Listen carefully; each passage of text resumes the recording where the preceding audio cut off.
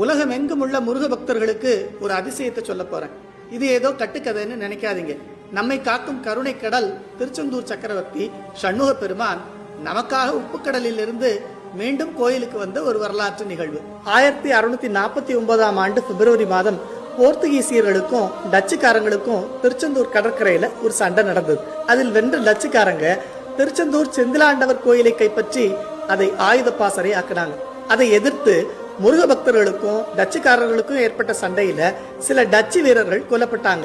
1/3/1649 அதற்கு நஷ்ட ஈடாக கோயிலில் உள்ள சண்முகர் மற்றும் நடராஜர் உற்சவர்களை கைப்பற்றி கடல் மார்க்கமா அதை அவர்கள் ஊருக்கு கடத்திட்டு போக முயற்சியும் பண்ணாங்க.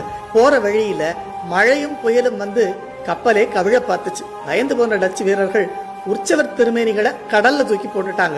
உடனே புயல் அடங்க அவங்களும் தப்பிச்சு போயிட்டாங்க.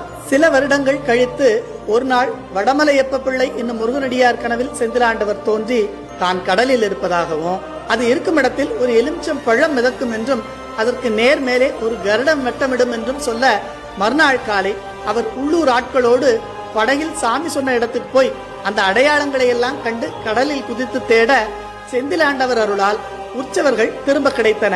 கிடைத்த உற்சவர்களை 1653 ஆண்டு மறுபடியும் கோயிலில் பிரதிஷ்டை செய்து கும்பாபிஷேகமும் பண்ணாங்க.